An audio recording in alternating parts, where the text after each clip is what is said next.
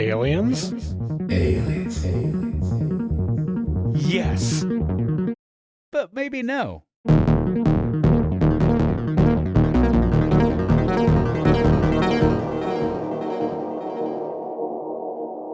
Welcome to the show. Aliens, yes, but maybe no, with Josh and Travis. I'm Travis. I'm Josh. And this is an otherworldly podcast as ambiguous as our title. So, Josh, we are trying some new things today. Do we want to talk about this or not? I mean, just remote things, just recording remotely. We're still trying to figure it out. I'm too nervous to try to dive too deep into it. My palms are sweaty. My mouse keeps slipping out of my hands.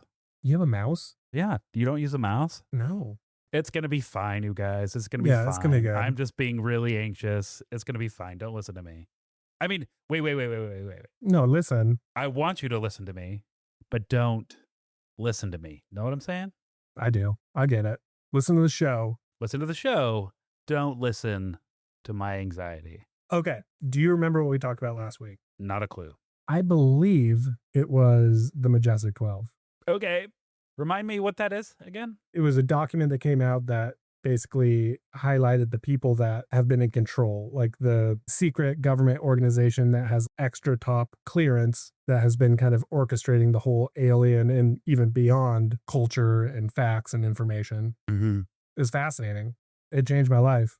I have no idea what we talked about. That was it. I have a lot going. I know, but I don't remember much about that. I remember it being a very dense episode. And yes. You're house hopping right now. I am house hopping. Illegally, by the way. We are squatting. Oh. Come get us. If you dare. If you dare. There's a lot of open houses in Oregon, so if you're looking for a house, hit me up in the chats. I will hook you up. So we don't know what we're doing. This is basically for anybody that decides to jump in. It's episode... This will be the 29th episode. Okay, so if you're jumping in at episode 29, great. Cool. Congratulations. Yeah. You did it. You're built different. So we did discuss this at our very first episode, kind of who we are, what we know, which at the beginning of us starting this, we didn't know anything. Arguably still don't. We've learned a little bit here and there, but the more we learn, the more we realize we don't really know anything. But we have a researcher. Her name is Jordan. She's been on one of the episodes before. It was great. Mm-hmm. We don't know what our next episode is until we get a quiz at the end of the episode. And then you get to hear us fail at the quiz, basically. Or sometimes we do okay. Well, you get to hear me fail at the quiz. If you've listened to episodes before, you know how well I do, which is not good. So we don't need to rehash 29 other episodes, I don't think. I think we can probably move along, wouldn't you say, Josh? Yeah. Like, if you're questioning what this show's about, I would strongly suggest going back into any one of our other episodes, but episode 29, this one specifically, where we're getting into high strangeness in Antarctica, name of the show. You know, maybe this isn't the best place to jump in, because this is going to be a weird one. If you want a recap of kind of how we're doing this and what, go check out our first episode and our second and just go listen to the rest. Yeah, just start at the beginning, though. That's probably the best place. Yeah, there's not a storyline. You can jump around, but if you want to see us from zero information and then slowly learn information, yeah, I would start at episode numero uno. Yep, or just skip over all of this shit anyway and get right into it. Yeah. Like, we're at the, 5-minute mark now? So, just skip through it. Another thing that we're going to do before our quiz at the end, we're going to read fan mail. Yeah, that's exciting. We're going to be read for filth. We will read every single letter. This is my promise to you. We will read every letter. Unless you say you don't want us to. Yes, exactly. We'll respect your boundaries. If you just want to send us a note. We'll also do comments or reviews. We'll read those. I say everyone now because nobody's sending us fan mail, so I don't know what it's going to look like in the future. But I promise Josh will read every one of those on air. Yep. So stay tuned for that at the end of the episodes, right before the quiz. I'll be getting hamburgered in the back. I mean, you'll be eating a hamburger? I will be eating a hamburger soaked in whiskey. Oh. But the listeners made me do it. A wet burger. Yep, with whiskey. But that's what I'm going to have to do. I get it. Anything for the like. Yep. So what's the topic of this episode? High strangeness in Antarctica. Antarctica. Do you know Antarctica means no bears in Greek? Really? Yeah, Arctic means bears. Antarctic, no bears. Weird. And it's true. No bears in Antarctica. I did not know that. I did a lot of studying and I just right off the bat, I'm learning something new. Booyah. So we are talking about Antarctica, the wonderful and crazy continent of Antarctica. I'm very excited about this episode. So we'll just dive in. Let's do it. Take us there. So on January 9th, 1909, 117 years to the day of this episode publishing. That's really funny. 117 years to the day of this episode publishing. It's like when we released the Flatwoods Monster episode on Flatwoods Monster Day. Yeah. I hope this is a footnote. On January 9th, 1909, 117 years, aliens, yes, but maybe no, published this podcast. In 100 years, someone's doing a podcast about our podcast. Yeah. People exploring Antarctica. There's like a little asterisk. You scroll down to the bottom and it says, aliens, yes, but maybe no, covered this X amount of years ago before in 2024. 2024. Yeah. Do you know what year it is? Not a clue. It's 2025. That's okay. We'll figure it out. Have we only been doing this for a couple months? No, we've been doing this for a year. Oh my God. It feels like we've been doing this. I feel like I'm living in a curse. I feel like I've only ever been recording this podcast. Yeah, our first episode was released January 3rd of 2025. This will be released January 9th, 2026. Okay, listener, dear listener, we are recording this episode in November of 2025, so you can see where I would get confused. Yeah, we're all over the place. We're talking to you from the past. So many dates. But the one that we need to focus on is January 9th, 1909. Got it. Ernest Shackleton and his crew reached Antarctica, a place so remote and hostile it might as well have been a different planet. More than a century later, it's still one of the most mysterious places on Earth.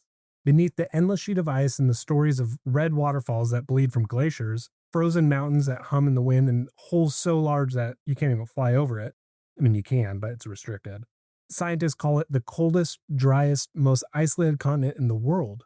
I think everybody calls it that, though. Yeah. The coldest, driest, most isolated continent in the world. I think that's irrefutable. The scientists said it first. I mean, they've got the data. That's true. But for conspiracy theorists and UFO hunters like Travis, it's something else entirely. It's a frozen vault of ancient civilizations, alien technology, and secrets buried miles beneath the ice. There are tales of haunted huts and phantom voices, of maps that somehow show Antarctica before it was even covered in ice, and of whistleblowers who claim the government found something down there it didn't want the world to see. So let's get into the mysteries of the most remote continent on Earth. So we can all agree that Antarctica is strange, right? Yeah. So before diving into more speculative theories surrounding Antarctica, it's important to recognize that the continent is inherently unusual, scientifically, geologically, and environmentally. Even without invoking conspiracy, it is one of the most extreme and least understood environments on Earth. I would put that up against like the deep trenches of the ocean, right? Very inhospitable. Yeah, what's down there? What are they doing down there? Yeah, what are they doing down there? There are volcanoes underwater that have temperatures that are so extreme that we didn't think life could exist down there, and we're finding little bacteria. So it's wild, like Yeah. wild. Anyway, we're going to talk a little bit about the Blood Falls. This is a waterfall that literally bleeds from a glacier. I mean, not literally. Illiterately. It figuratively bleeds from a glacier. It's called Blood Falls because it pours out iron-rich water that's been trapped underground for millions of years. When it hits the air, that iron oxidizes and turns a deep red, which makes the ice look like it's bleeding. And I'll put that in the show notes. This one, the image that's in our show notes is definitely doctored because it is a more orange. This is like, they've really highlighted the contrast in the picture we're looking at. And yeah, include that in the show notes. It makes it look blood red. But when you look at things from like Google Images, it's more orange. Yeah. So Lake Vostok and subglacial lakes. Give you a little background. A subglacial lake, buried under 2 miles of the ice, completely cut off from the atmosphere, sunlight, or life as we know it. And yet scientists found microbial life in it, organisms that evolved to survive in total darkness, extreme pressure, and freezing cold. So we were talking about that a little bit ago. It's like Jeff Goldblum says in Jurassic Park, life finds a way. So if life is able to find a way to exist, it will. That's just Yeah, it doesn't make sense, and that was kind of, going back to our first episode, I think you mentioned that how, we're finding life in places life shouldn't be. So why wouldn't there be life somewhere else? Mhm. That is kind of your proof that aliens have to exist. They have to. Yeah. They have to. They have to. Like, if life is going to exist, it will exist. Mm-hmm. Nothing's going to stop it. Right. Okay, so polynyas are a massive recurring ice-free area in sea ice. They can be vast, like the Ireland-sized one in the Weddell Sea in 2017, the largest in over 40 years. They're kind of unexplainable. They don't understand exactly what's happening, but there is some rhyme and rhythm because they keep reappearing in somewhat similar locations. Yep. So scientists think it could be that rising warmer, saltier deep water is melting the ice, but the precise mechanisms and triggers remain unidentified. The consistent reappearance of these phenomena in the same locations points to unclarified underlying geophysical or oceanographic patterns. Yeah. Pretty wild. Yeah, I don't get that.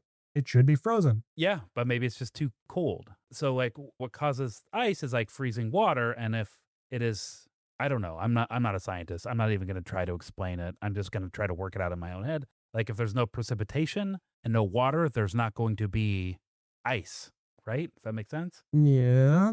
Okay. So, singing ice is another phenomena found in the Ross Ice Shelf, the largest ice shelf in Antarctica, covering an area of over 5,000 square kilometers. Researchers there have discovered the ice shelf emits a constant low frequency, open quote, singing, close quote, vibration inaudible to humans. This sound caused by wind, creating surface vibrations across snow dunes, generates seismic tones monitored by sensors.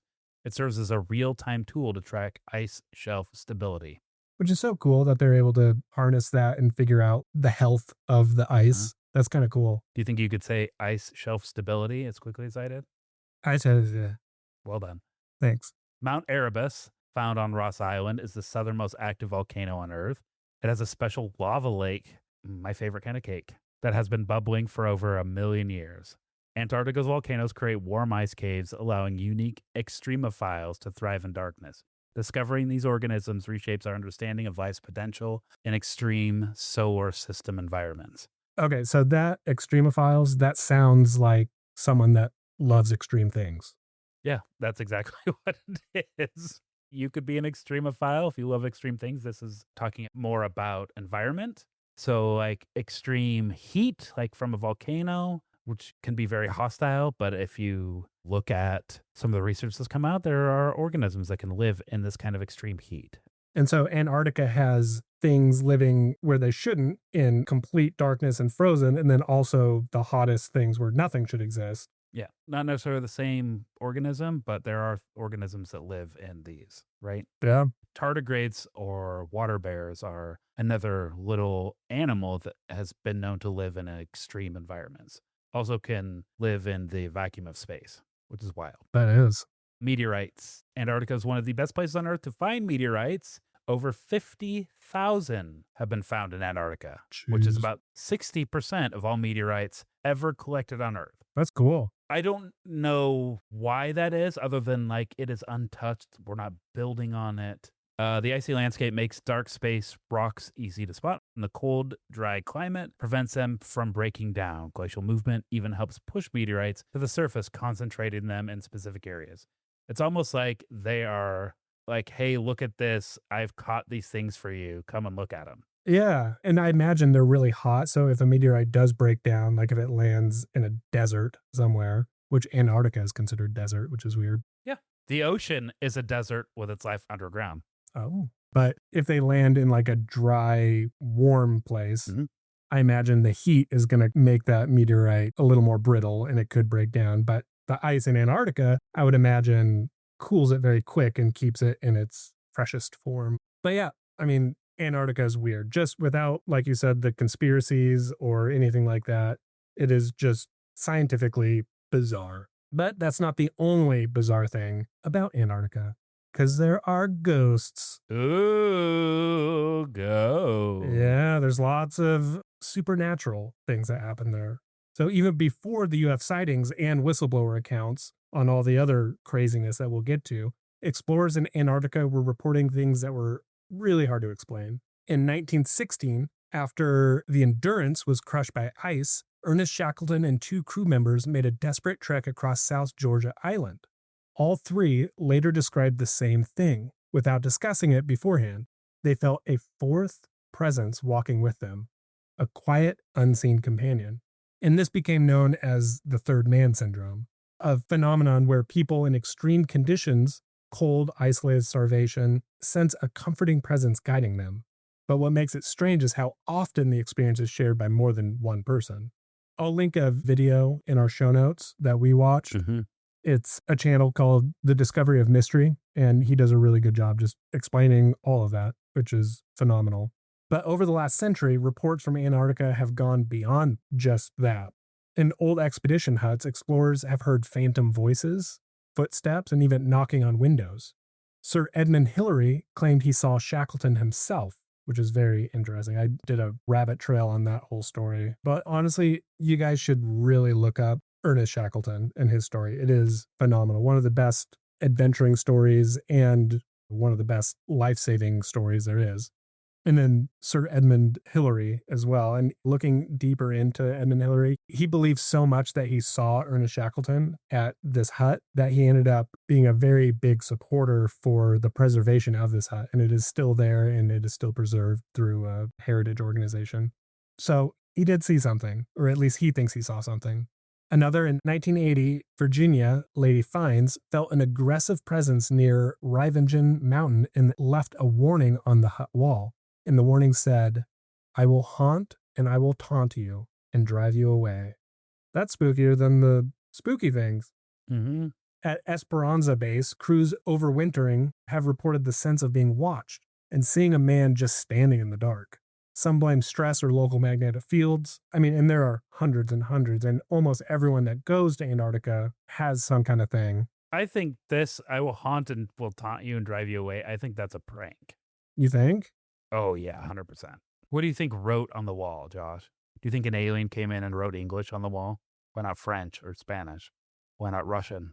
It could have been a prank. Could have been Lady Fines. Why not Greek or Latin? That's true. You said Antarctica is Greek, the name. Yeah, I did. So why not? Why not? Why did they write it in Greek? You're right. I just think that's a prank. It is strange how much goes on there. And it could be psychological. There's a lot of isolation. Mm-hmm. There's a lot of, the third man syndrome alone, it's not just happening in Antarctica. It happens all over the world, but it's usually people doing extreme things or their life is in peril.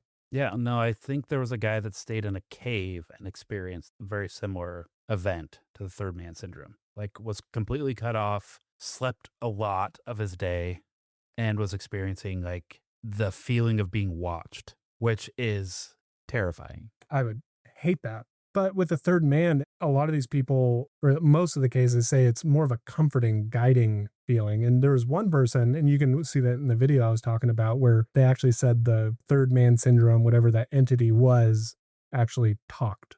I don't like it. No. I don't like it at all. Nope. I don't think that would be a comfort to me in the slightest.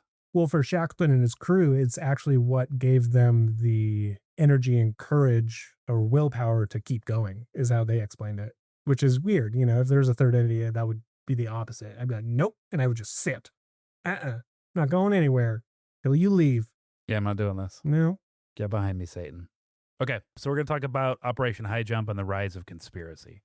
In 1946, just after the end of World War II, the U.S. Navy launched its largest Antarctic expedition ever.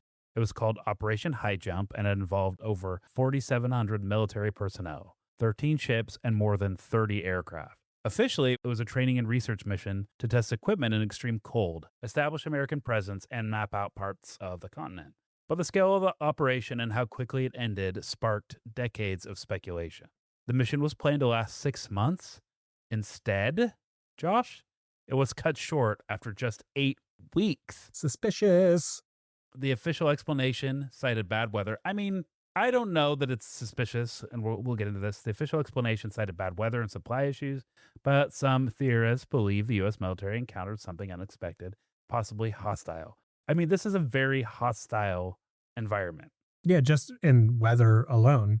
And it's very hard to get to.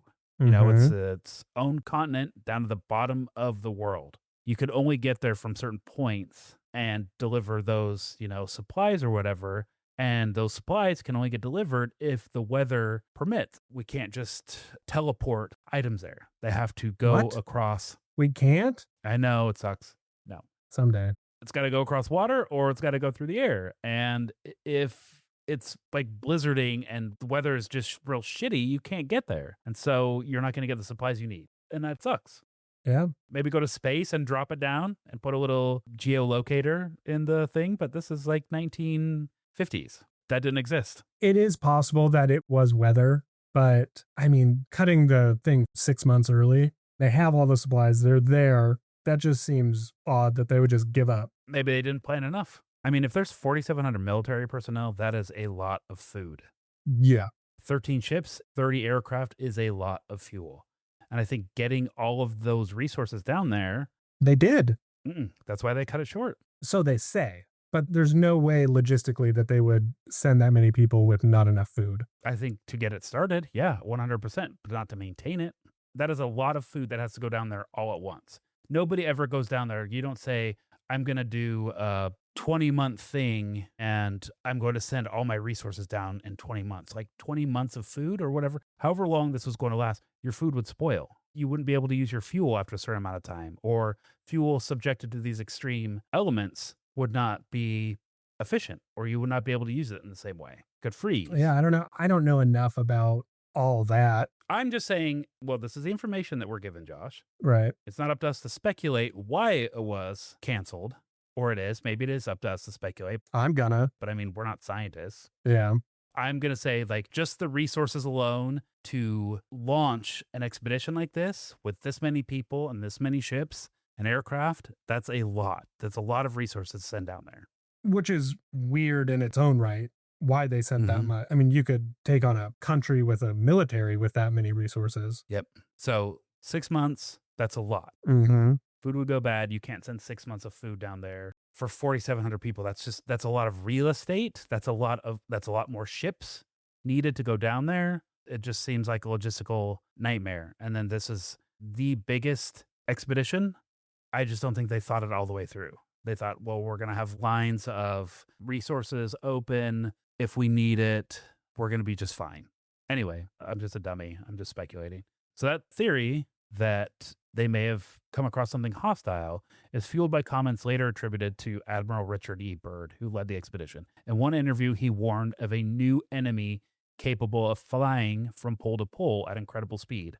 That one sentence launched decades of speculation. According to conspiracy circles, Operation High Jump was never just about training. It was a covert mission to locate and confront a secret Nazi base allegedly built in a region called New Swabia. It could be real. No, it could. There's rumors for sure. I mean, For sure. Hitler and the Nazis were crazy about all crazy things. Yeah, the occult especially. Yeah. So some versions of the story claim the Nazis had discovered ancient alien technology under the ice and were building flying saucers with it. Mm. Other variations go further. They suggest the fleet was attacked by disc-shaped craft, forcing a sudden retreat. Some even connect Operation High Jump to Admiral Byrd's missing diary, which describes a flight into a lush, temperate world inside the Earth. I love that idea. I do too. Like that's where Kong lives and Godzilla goes on his summer breaks. Yeah. And the cavemen are still alive, but they're smart. Yep, they're very smart. In that account, Byrd meets an advanced being called the Master, who warns humanity against using nuclear weapons. We didn't listen. The diary, however, is widely believed to be a hoax written by a hollow Earth theorist in the 1960s. Yeah. Oh, man. Which is so sad. So I guess you could say, like, what is true about this is Operation High Jump did happen. It was large, expensive, and ended sooner than planned. Whether it was just a logistical failure or something stranger happening out on the ice remains part of the enduring mystery. Yeah. And the mystery keeps going. Yeah. There's so many high strangest things. So we have pyramids, maps, and lost civilizations. The maps are weird. As early as the 1500s, maps began to appear that showed something strange. An ice-free landmass at the bottom of the globe drawn long before Antarctica was officially discovered. So two maps in particular, the Piri-Reis map from 1513 and the Orontius Phineas map from 1531. And those are at the heart of the mystery.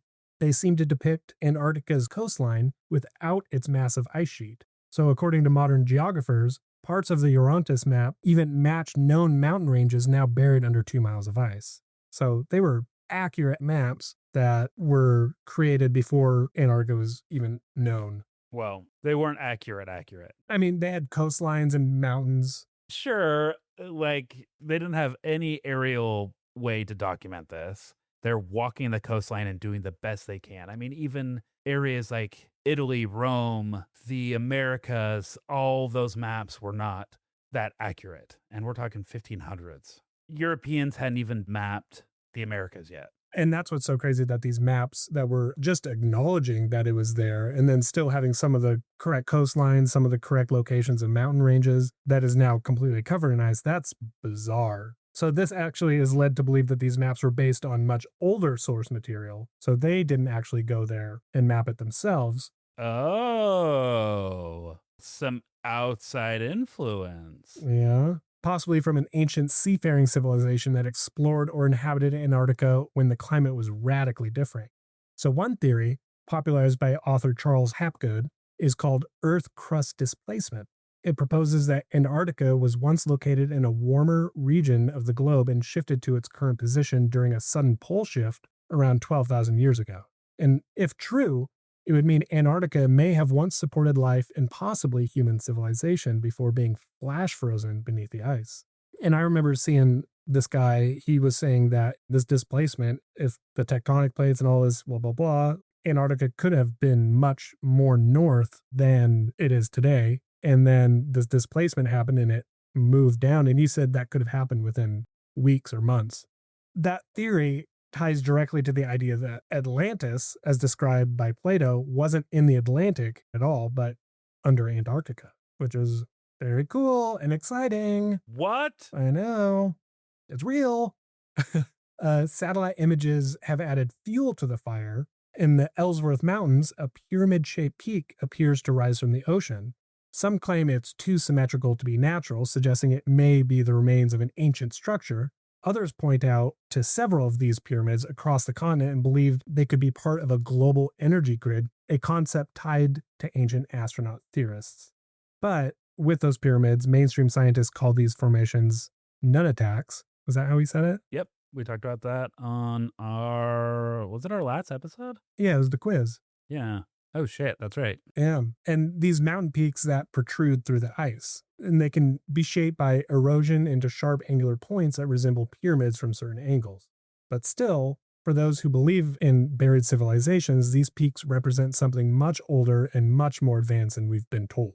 So whether you see them as natural rock formations or the frozen remains of a lost world, one thing is clear: the possibility of an ancient ice-covered civilization is one of the most enduring and popular theories surrounding Antarctica.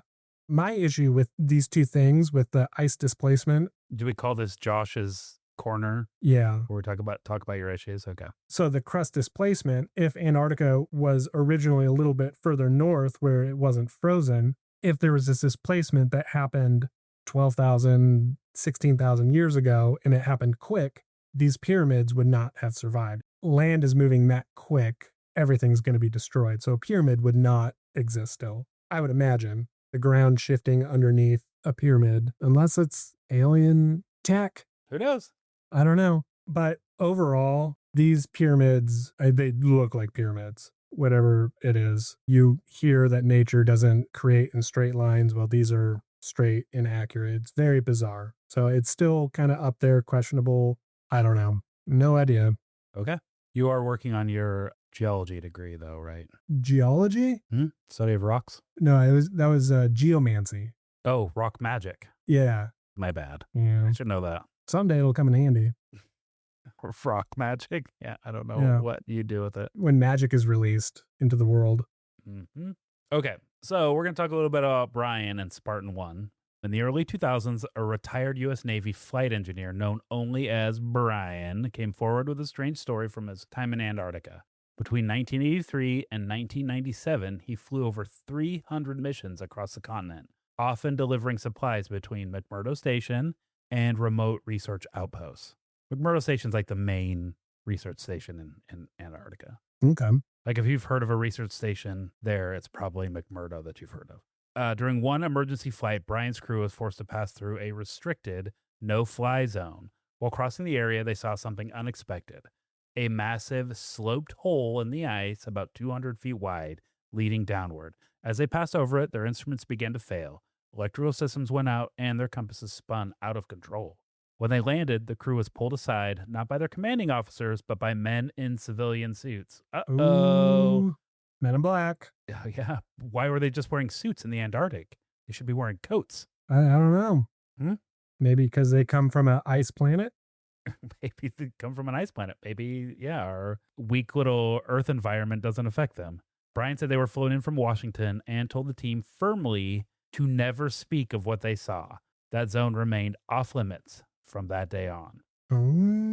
I believe it. Later, Brian overheard civilian contractors at McMurdo discussing the area. They didn't refer to it as a base or a station. They simply said they were going to meet the visitors.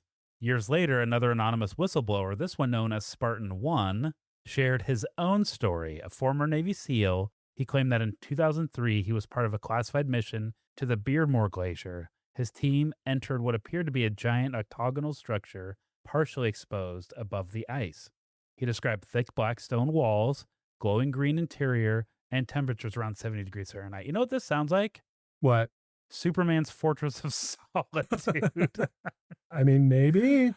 Except like the glowing green interior, that would be kryptonite, and he would hate that. Yeah, he doesn't like that stuff. At all. He does not like it at all. I mean, Superman was an alien. You could almost say his kryptonite is kryptonite, actual kryptonite. That's true. Yeah. But if Hollywood is preparing us, maybe they're preparing us for the architecture of alien life as well. Just all of it. They're just covering everything. Sure.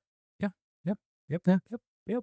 Yep. Inside were massive empty chambers inside this thing, this octagonal structure with glowing green interior. Mm-hmm. There was a long ramp leading down into deeper levels. Spartan 1 claimed later missions discovered submarine accessible entrances and that those lower levels weren't empty. Oh my gosh. Yeah, what were they full of? Dirty laundry? Missing socks? That's where I would put it. I don't know, Yeah. maybe missing socks, but I was like, I don't know, where do we put this? Thank God we built this laundry chute to go down to the lower levels. We just put all our dirty laundry there. It's the teleportation. Yeah, you just put it in a chute and it goes away. Yeah. According to both men, sightings of metallic craft were not rare. Brian even said watching silver, fast-moving objects fly around the mountain ranges became almost routine among flight crews.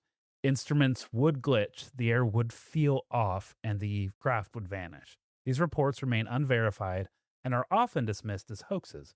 But for many conspiracy theorists, And Travis. I'm just going to gently remove myself from this group. Okay. But for many conspiracy theorists, they point to something buried, something being actively hidden.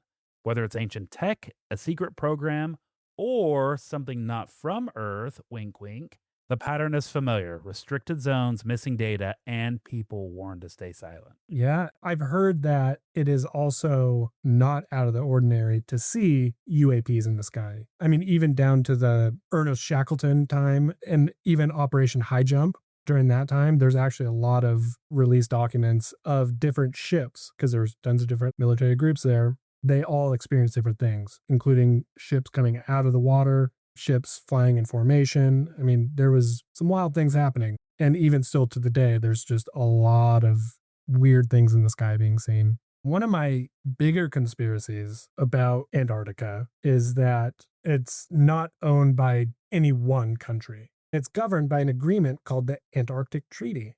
This is so weird. This is when I get like, ooh, something's off. What's going on? This treaty, signed in 1959, today over 50 countries are part of it, which designates the continent as a place for peaceful scientific research. Oh, that's why you hate it. I don't hate it. It's just intriguing. We have international space stations, Josh, I know. I'm not a hater. where like Chinese and Russian and German and American, Japanese astronauts all collaborate. That's great. I love it.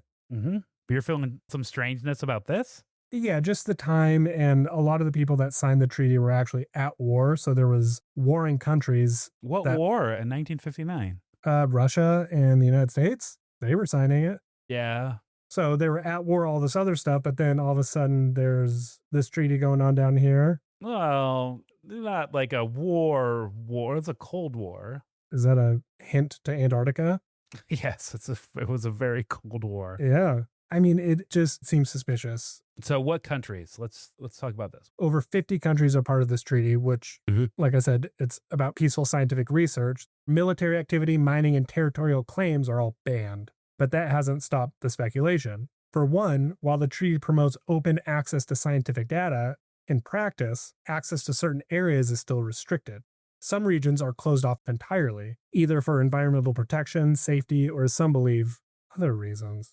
So there's no fly zones across the continent all over, officially labeled for things like wildlife protection or navigational risk, but stories like Brian's, who flew into one by accident, make people wonder what's really there.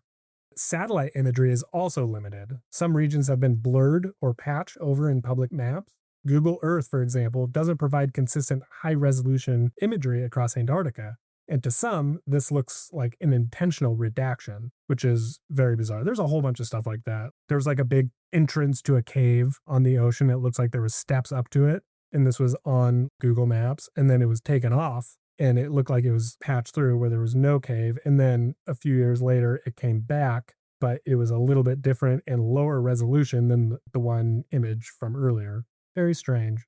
The continent is also one of the most monitored places on Earth. Nearly every research station is outfitted with sensors and surveillance equipment, allegedly to track climate data.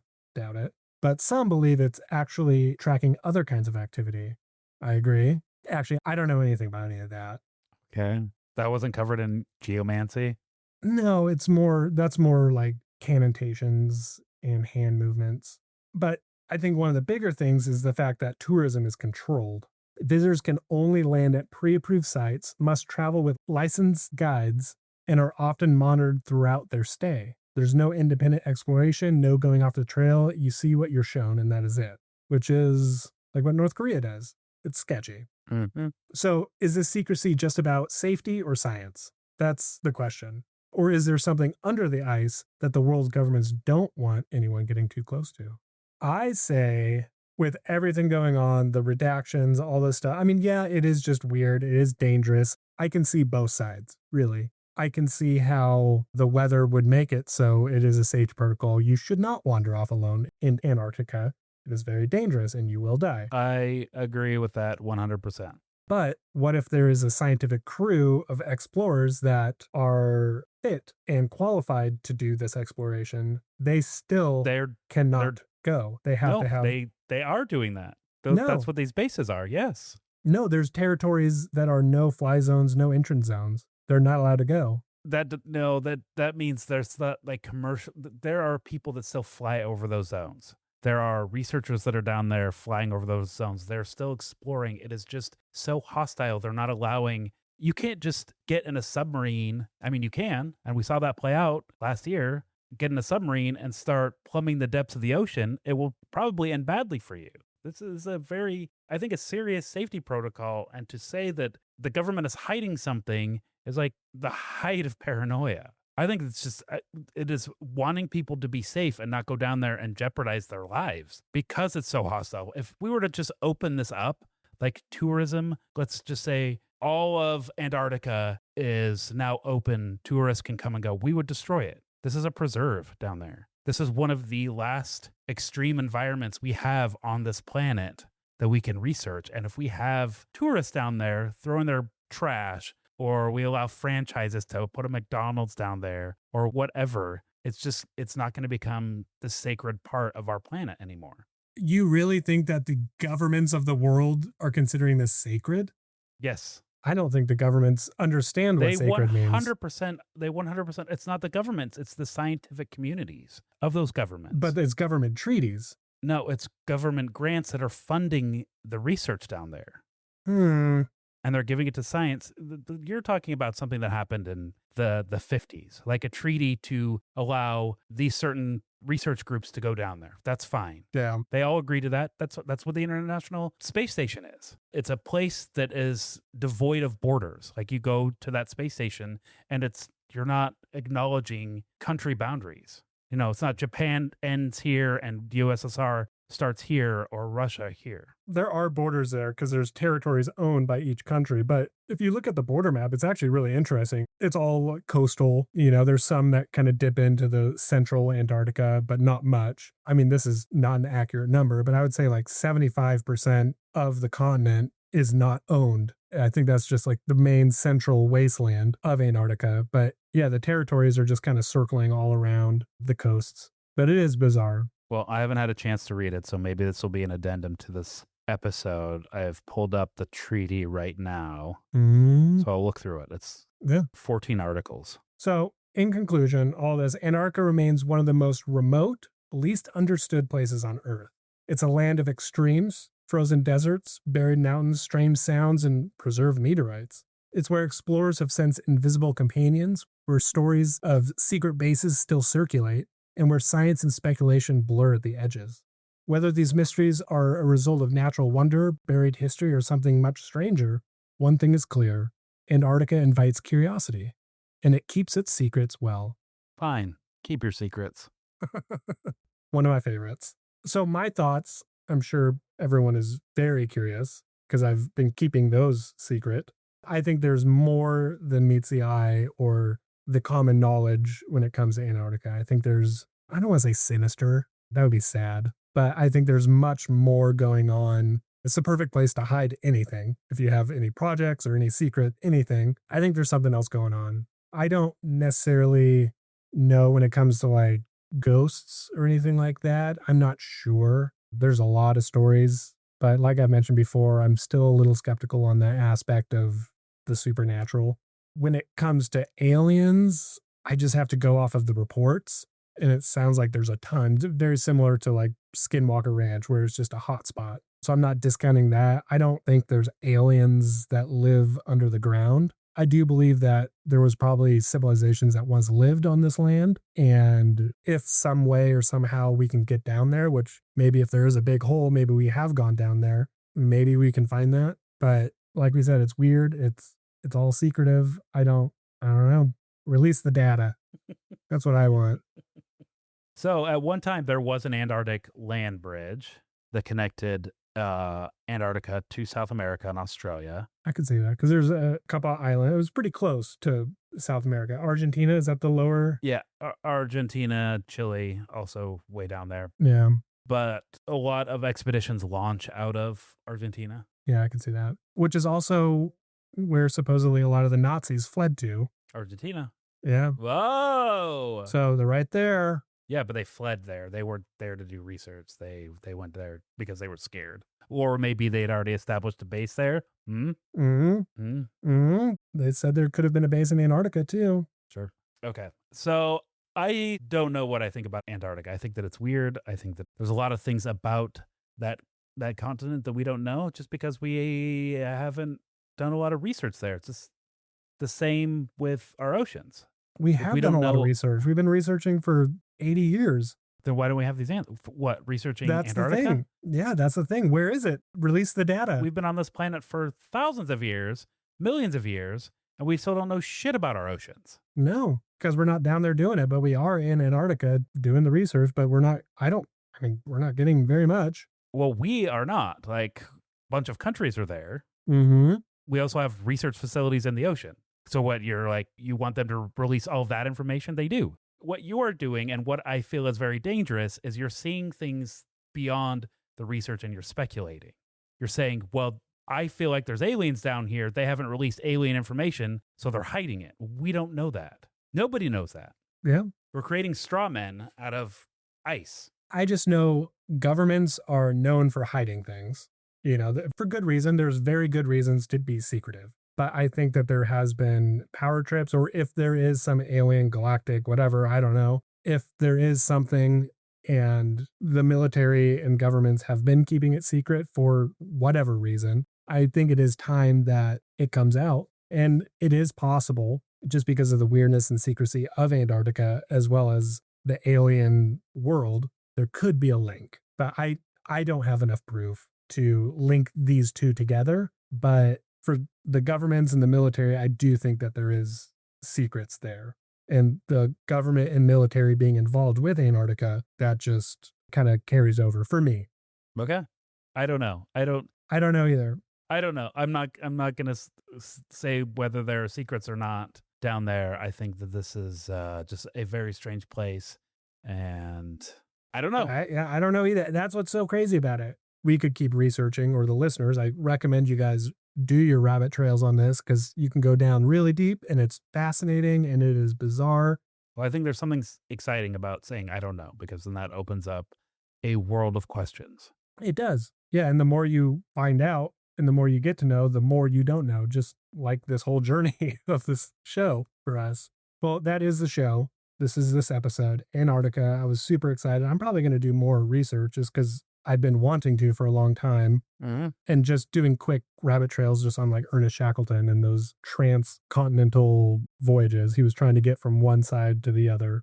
I want to learn everything. Okay, so now before we get to the most anticipated part of our show, the quiz, we're going to read a little bit from notes that we've received from you guys. Yeah. Sorry that was so awkward, but basically we're going to take criticism. Well, these ones aren't criticisms. These are good. But they could be. They could be, and we will take it. Not well, but we will. No, terribly. Yeah, so one of our fan mails, it says, "Hi boys, keep it up, one step closer to Rogan." I don't know about that. He kind of has elites. I wouldn't consider us elites in the fields of whatever they were talking about. Now we're just a bunch of ding-dongs. No, but that would be cool, I guess. I don't know. Would you go on Rogan? I probably wouldn't. I mean, we talk about it. I don't know. I feel like it's a lot of scrutiny, and I'm not ready for that level of scrutiny. That's true. Yet. It's a lot of eyes. It's a lot of eyes. Yeah. We also have a review from Apple. It says, "Been listening since the beginning. Always a very enjoyable podcast. I like that it touches on a lot of topics just to get you interested enough to do your own research. I hope they start doing follow-up episodes." We've talked about that. Doing follow-up? Yeah, like circling back and touching on an earlier episode and maybe diving a little deeper into aspects of it. We've Yeah, talked about it. absolutely. Let us know what you guys want us to follow up on if that's something you want. Yeah. What episode would you like us to go back on? Yeah. Otherwise, we're going to do it on our own. Yep. Well, that's what we have for today. If you guys want your stuff read, leave some stuff. Now we get to the cool, fun, awesome part of the quiz where we find out our next episode topic. Oh, man. Okay. I have no idea what this is. So I just opened the baseline quiz with the topic name. Yeah. Indrid Cold. Indrid Cold. I have no idea. Never heard of it. I Don't like it. I have no idea. Pretty much gross. So I guess we'll just start the questions and figure it out. So question 1. What type of being is Indrid Cold referred to as by witnesses and researchers? A, ghostly or paranormal entity. B, ultra-terrestrial or dimensional being. C, extraterrestrial or alien being. Or D, all of the above. Right off the bat, I don't know ultra-terrestrial. That's the first time I've seen that word. I don't either. So maybe that's my answer? But all of the above? Why isn't all... Usually when there's an all of the above, that's the answer, but I don't know how it could be all of Not those. always. Not always, but... It could be the quizzer, just like I can't come up with a third option. Could be none of the above. I'm going to say that too. Ultra-terrestrial or dimensional being. That just... Yeah, I don't know. I don't know what it is. I have no idea. I don't know what Indrid Cold is, so I'm just going to line those two things up and hope for the best. All right. Well, next question. During which decade did the most Indrid Cold sightings and related encounters take place?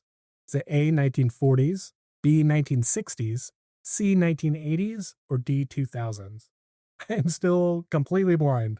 I'm going to say 80s. I don't know why. This is the first time on a quiz that I have no idea what's going on. I'm going to say 2000. Okay. I don't know why.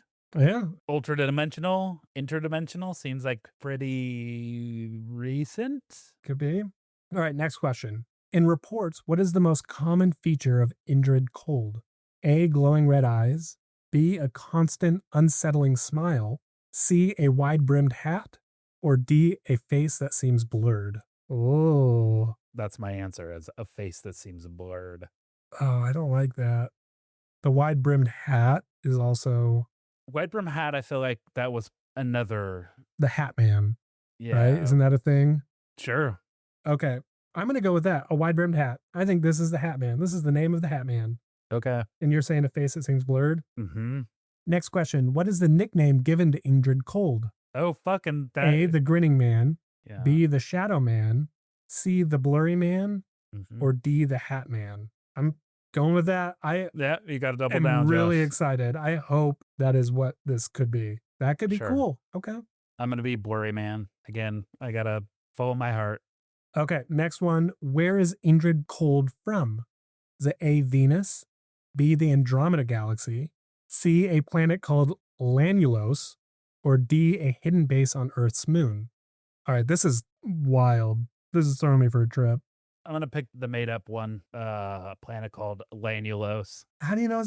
What if it's real? It says a planet called Lanulos. It doesn't say a planet called Venus. It doesn't say a galaxy called Andromeda. I'm going to say Andromeda Galaxy. All right, last one.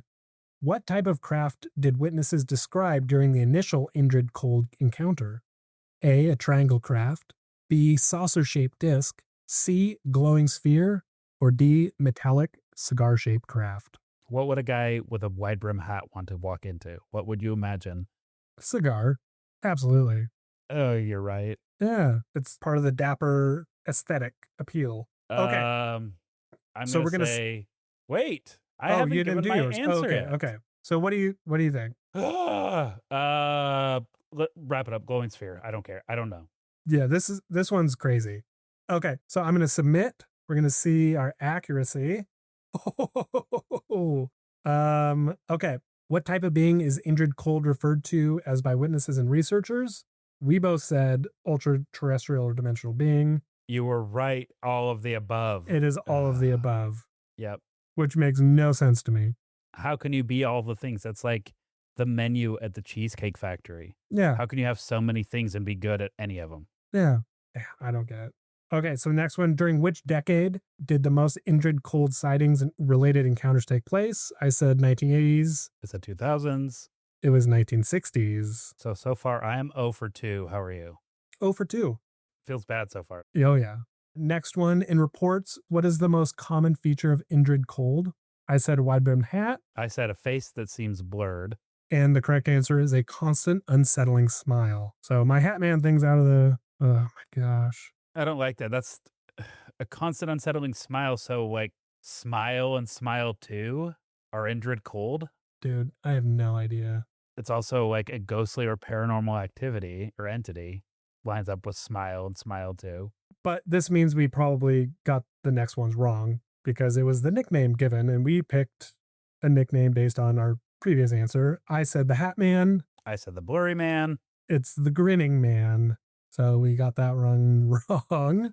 So we have not, either of us got one correct. Not yet. Where is Indrid Cold from? I said the Andromeda Galaxy. This is where it really comes around for me because I said a planet called Lanulos. The real planet called Lanulos is the correct answer. The real life actual planet, super chill planet of Lanulos. The Grinning Planet is what I call it. That's what they know it from, yeah. All right, and so I got that wrong. You got that right. Last one. What type of craft did witnesses describe during the initial Indrid Cold encounter? I said metal cigar-shaped craft. I said glowing sphere. And metal cigar-shaped craft was correct. So you got one right. I got one right. Wow. I am thrown for a loop. This is going to be fun. I've never heard anything about this. So is this a cryptid, but also like it's a little, I have no idea. It's like a cryptid from a planet, but it's dimensional. If it comes from somewhere else, so that is extraterrestrial or ultra-terrestrial. I don't know. It's how can it be all things? But also a ghost? Uh-huh. Come on, get out of here. How? I don't know. Get ready to have your mind blown. Okay, well, this is a thing that we're going to talk about next week. So that means our next episode is going to be what? Wow, 30! That's right, episode 30. This will be our 30th episode released. Wild. Yeah. Pretty cool. And it's a little bit of everything, it sounds like. Yeah, we're taking all sorts of elements from previous episodes and putting it into one form, Indrid Cold. Yeah. Okay. Well, thank you for listening. Get a hold of us wherever you can. Mm-hmm. Figure it out. However you can. Josh is about to give out his personal mailing address, his home address. I should get a P.O. box. So, Josh, go ahead. You want to give out your address now? Remember the old Nickelodeon things where you could mail stuff in? It was a P.O. box. That's what I should do. We have one. We do? I do. We had to get one as a side effect of moving and being in different houses, running from the government and squatting in so many places. We got to have one place, though, where we can get our junk mail. Oh, yeah. I got to know who's offering solar paneling at a discount. And you got to take that up, too. That's the future, man. Yeah, and this house I'm squatting in. Well, cool. Thank you, everyone, again, for listening. And it really makes us excited. We're getting lots of listeners, and we get to see that every day, and it's really fun. Thank you, Jordan, for putting together these quizzes and putting together our notes and our lives and our everything. Thank you, Jordan. And that's what we got, right? That's it. That's it. Now I have to figure out what the hell that quiz is about. Yeah, I'm gonna get up from this podcast and forget everything that we talked about. Lucky you. I will not. I will have nightmares of grinning men. I hate it. Well, we will chat at you next episode. Thank you for listening. Thank you. Goodbye. Bye.